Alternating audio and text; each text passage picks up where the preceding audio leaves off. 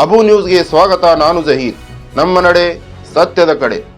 ಸಿಂದಗಿಯಲ್ಲಿ ಫಹದ್ paramedical ಕಾಲೇಜಿನಲ್ಲಿ 80ನೇ ಸ್ವಾತಂತ್ರ್ಯೋತ್ಸವದ ಆಚರಣೆ. ಸಿಂದಗಿ ನಗರದ ಫಹದ್ ಪ್ಯಾರಾಮೆಡಿಕಲ್ ಕಾಲೇಜಿನಲ್ಲಿ 80ನೇ ಸ್ವಾತಂತ್ರ್ಯೋತ್ಸವವನ್ನು ಸಂಭ್ರಮ ಹಾಗೂ ದೇಶಭಕ್ತಿಯ ವಾತಾವರಣದಲ್ಲಿ ಅದ್ಧೂರಿಯಾಗಿ ಆಚರಿಸಲಾಯಿತು.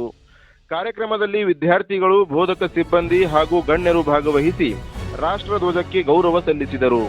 ಕಾರ್ಯಕ್ರಮದಲ್ಲಿ ಅಬು ಶಿಕ್ಷಣ ಸಂಸ್ಥೆಯ ಅಧ್ಯಕ್ಷರು ಹಾಗೂ ಕರ್ನಾಟಕ ಮುಸ್ಲಿಂ ಹಿತರಕ್ಷಣಾ ವೇದಿಕೆಯ ರಾಜ್ಯಾಧ್ಯಕ್ಷ ಎಂಎ ಖತೀಬ್ ಅವರು ಧ್ವಜಾರೋಹಣ ನೆರವೇರಿಸಿ ಮಾತನಾಡಿದರು.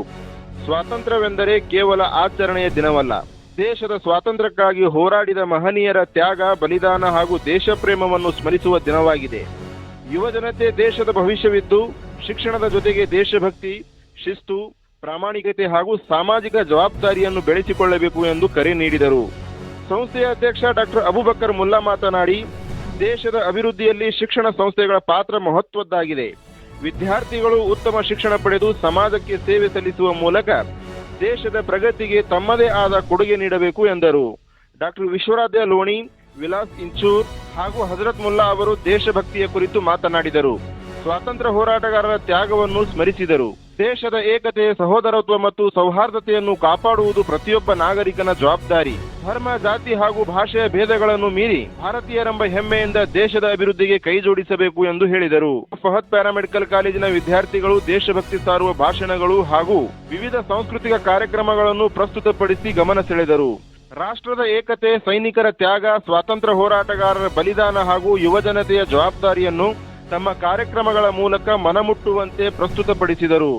ಫಹದ್ ಗ್ರೂಪ್ ಆಫ್ ಇನ್ಸ್ಟಿಟ್ಯೂಟ್ನ ಏಳಿಗೆಗಾಗಿ ಹಗಲಿರುಳು ಶ್ರಮಿಸುತ್ತಿರುವ ಪ್ರಾಧ್ಯಾಪಕರಾದ ರಾಣಿ ಯಡ್ರಾಮಿ, ಅಬೂಬಕರ್ ಕೋಲಾರ್, ಅಸ್ಲಂ ಕಕ್ಕಳ್ಮೇಲಿ, ಮಕ್ತೂಮ್ ಪಟೇಲ್, ಶೈನಾಜ್ ಬಾಗ್ವಾನ್ ಹಾಗೂ ಜೈತುನ್ ಬಿ ಬಾಗ್ವಾನ್ ಅವರನ್ನು ಸಂಸ್ಥೆಯ ವತಿಯಿಂದ ಗೌರವಿಸಿ ಸನ್ಮಾನಿಸಲಾಯಿತು. ಈ ಸಂದರ್ಭದಲ್ಲಿ ಡಾಕ್ಟರ್ ಹಾಜಿ ನದಾಫ್, ಮೊಹಮ್ಮದ್ ಹುಸೇನ್ ಮುಲ್ಲಾ, ಶಫೀಕ್ ಮುಲ್ಲಾ ಸೇರಿದಂತೆ ಸಂಸ್ಥೆಯ ಸಿಬ್ಬಂದಿ, ವಿದ್ಯಾರ್ಥಿಗಳು ಹಾಗೂ ಇನ್ನಿತರ ಗಣ್ಯರು ಉಪಸ್ಥಿತರಿದ್ದರು. ನಿಮ್ಮ ತಾಯಿ ತಂದೆ ನಿಮ್ಮ ಮೇಲೆ ಇಟ್ಟಂತ ಒಂದು ವಿಶ್ವಾಸ, ಒಂದು ಭರವಸೆ ಏನು ಅದನ್ನು ನೀವು ಸಿಗಲಿಸಬಾರದು. ದಯವಿಟ್ಟು ಎಲ್ಲ ವಿದ್ಯಾರ್ಥಿಗಳಲ್ಲಿ ನನ್ನೊಂದು ರಿಕ್ವೆಸ್ಟ್, ತಾಯಿ ತಂದೆ ಕನಸನ್ನು ನೆನಸು ಮಾಡಿ. ಇಷ್ಟೇ ಧನ್ಯವಾದ ಮಾತನಾಡ್ತೇನೆ. ಜೈ ಹಿಂದ್, ಜೈ ಕರ್ನಾಟಕ. ನಿಮ್ಮ ಪ್ರೇಮ ಈ ದೇಶದೊಂದಿಗೆ ಇರಬೇಕು. ಸ್ವಾತಂತ್ರ್ಯ ದಿನಾಚರಣೆಯನ್ನ ಆಚರಣೆ ಮಾಡುವಂತಹ ಸಂದರ್ಭದಲ್ಲಿ ನಾವು ಯಾವಾಗಲೂ ಈ ದೇಶದ ಒಂದು ಹಬ್ಬವನ್ನ ನಾವು ಸಂಭ್ರಮದಿಂದ ಆಚರಣೆಯನ್ನ ಮಾಡಬೇಕು.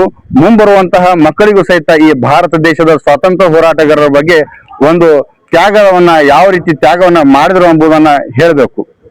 ಅವಾಗ ಮಾತ್ರ ಈ ಸ್ವಾತಂತ್ರ್ಯ ದಿನಾಚರಣೆಯನ್ನ ಆಚರಿಸೋದಕ್ಕೆ ಒಂದು ಅರ್ಥಪೂರ್ಣ ಆಗ್ತದ ಅಂತ ಮಾತನ್ನ ನಾನು ಹೇಳಿಕೆ ಬಯಸ್ತಾ ಇದ್ದೇನೆ. ಬಹಳಷ್ಟು ವಿಚಾರಗಳನ್ನ ನಮ್ಮ ಡಾಕ್ಟರ್ ವಿಶ್ವರಾಧ್ಯ ಲೋಣಿ ಅವರು, ವಿಲಾಸ್ ಇಂಚೂರ್ ಅವರು ಹೇಳಿದ್ರು. ನಮ್ಮ ಪ್ರತಿಭೆಗಳಲ್ಲಿ, ನಮ್ಮ ಯುವಕರ ಪ್ರತಿಭೆಗಳಲ್ಲಿ ಕಡಿಮೆ ಇಲ್ಲ. ಪ್ರತಿಭೆಯನ್ನು ಉಳ್ಳಂತಹ ರಾಷ್ಟ್ರ ಇದು. ಇಲ್ಲಿ ಸಕಲ ಸಂಪನ್ಮೂಲಗಳು ಭಾರತ ದೇಶಗಳಲ್ಲಿ ಸಿಗ್ತಿತ್ತು. ಒಂದು ಅಭ್ಯಾಸದ ಕೊರತೆಯನ್ನು ನಮ್ಮ ಭಾರತ ದೇಶದಲ್ಲಿ ಇರಲಿಲ್ಲ. ಒಂದು ಪಾಂಡಿತ್ಯದ ಕೊರತೆಯನ್ನು ಸಹಿತ ನಮ್ಮ ದೇಶದಲ್ಲಿ ಇರಲಿಲ್ಲ. ಮತ್ತು ಆಭರಣಗಳ ಕುರಿತು ಸಹಿತ ಒಂದು ಕೊರತೆಯನ್ನು ನಮ್ಮ ದೇಶದಲ್ಲಿ ಇರಲಿಲ್ಲ. ಅದಕ್ಕಾಗಿ ಸೋನೆಕೆ ಚುಡಿಯಾ ಅಂತ ಕರೆದ್ರು. ಈ ದೇಶಕ್ಕೆ ಏನ್ ಕರೆದ್ರು? ಸೋನೆಕೆ ಚುಡಿಯಾ ಅಂತ ಕರೆದ್ರು. ಅಂತಾರೆ ಈ ರೀತಿಯಾಗಿ ಹೊಗಳಿಕೆಯನ್ನ ನಮ್ಮ ಭಾರತ ದೇಶಕ್ಕೆ ಕೊಟ್ಟರು. ಮುಂಬರುವಂತ ದಿನಗಳಲ್ಲಿ ವ್ಯವಸ್ಥೆ ಸದೃಢ ಮಾಡಬೇಕಾದವರು ಯಾರು? ನೀವು.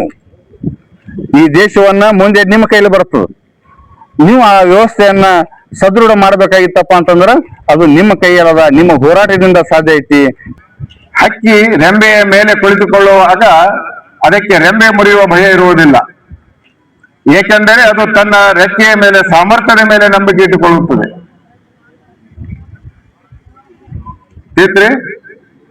ಹಕ್ಕಿ ಒಂದ್ ರೆಂಬೆ ಮೇಲೆ ಕುಂದಿರ್ತದೆ, ಅದು ಮುರಿತ ಅಂತ ಕುಂದ್ರಂಗಿಲ್ಲ. ಮುರಿದ್ರು ಏನದ ತನ್ನ ಇದ್ರ ಮೇಲೆ ಏನದ, ರೆಂಬೆ ಮೇಲೆ ಏನದ ಅದು ಭರವಸೆ ಇರ್ತದೆ. ಹಂಗ ನೀವು ನಾ ಪಾಸ್ ಆಗ್ತೀನೋ, ನಪಾಸ್ ಆಗ್ತೀನೋ, ಆ ಫೇಲ್ ಆಗ್ತೀನೋ, ಇದು ಯಾವ ಕಾಲಕ್ಕೂ ಇಡಬಾರ್ದು. ನಮ್ಮ ಸಾಮರ್ಥ್ಯ, ನಮ್ಮ ಅಭ್ಯಾಸ ನಾವು ಮಾಡಿದಾಗ ಮಾತ್ರ ಏನದ ನಾವು ಹಕ್ಕಿ ತರ ಆಗ್ಲಿಕ್ಕೆ ಸಾಧ್ಯ ಇದೆ. ದುಶ್ಚಟಕ್ಕೆ ಯಾವಾಗ್ಲೂ ಒಳಗಾಗಬಾರ್ದು. ವಿದ್ಯಾರ್ಥಿಗಳಿಗೆ ನಾ ಹೇಳ್ತಾ ಇದ್ದೇನೆ, ಸ್ಟಾರ್, ಗುಟ್ಕ, ಒಳ್ಳೆಯರ ಸಹವಾಸವನ್ನ ಮಾಡಬೇಕು. ಒಳ್ಳೆಯರ ಸಹವಾಸ ಮಾಡಿದಾಗ ಮಾತ್ರ ನಮಗೆ ಒಳ್ಳೇದಾಗ್ತದೆ. ಯಾವಾಗ್ಲೂ ಈ ದೇಹ ಯಾವಾಗ್ಲೂ ಒಂದು ಅಮೂಲ್ಯವಾದ ಒಂದು ವಸ್ತು ಇದು. ಜೀವ ಯಾವಾಗ ಬೇಕಾದ್ರೂ ಹೋಗಬಹುದು. ಏನ್ರಿ ಜೀವ ಯಾವಾಗ ಬೇಕಾದ್ರೂ ಹೋಗಬಹುದು, ಆದ್ರೆ ಜೀವನ ಹಾಗಲ್ಲ. ಜೀವನ ಹ್ಯಾಂಗ್ ಬೇಕಾದ್ರೂ ರೂಪಿಸ್ಕೊಳ್ಬಹುದು. ಜೀವನ ನಮ್ಮ ಕೈಯಲ್ಲಿದೆ, ಜೀವ ಪರಮಾತ್ಮನ ಮೇಲಿದೆ. ಜೀವ ಇರೋ ತನ ನಾವು ಜೀವನವನ್ನ ಸುಧಾರಿಸ್ಕೊಳ್ಬೇಕು. ಜೀವನ ಒಂದೇ ಒಂದು ಸಲ ತಿರುಗಿ ಮುರಿ ಚಾನ್ಸ್ ಇಲ್ಲ ಇರುತ್ತೆ. ಅನೇಕ ಇದರಲ್ಲಿ ಬರ್ತದೆ ಯಾವ ಕಾಲಕ್ಕೂ ಪುನರ್ಜನ್ಮ ಇಲ್ಲ ಅಂತ. ಅದಕ್ಕಾಗಿ ಇರುತ್ತಾನ ಒಳ್ಳೆಯವರ ಒಂದು ಸಹವಾಸ, ಒಳ್ಳೆಯ ತಾಯಿ ತಂದೆಗೆ ಹೆಸರುವಾಸಿಯಾಗಿ ತಾಯಿ ತಂದೆಯನ್ನ ತಾವು ಒಂದು ಒಳ್ಳೆಯ ಹೆಸರನ್ನ ತಾಯಿ ತಂದೆಗೆ ತರಬೇಕು.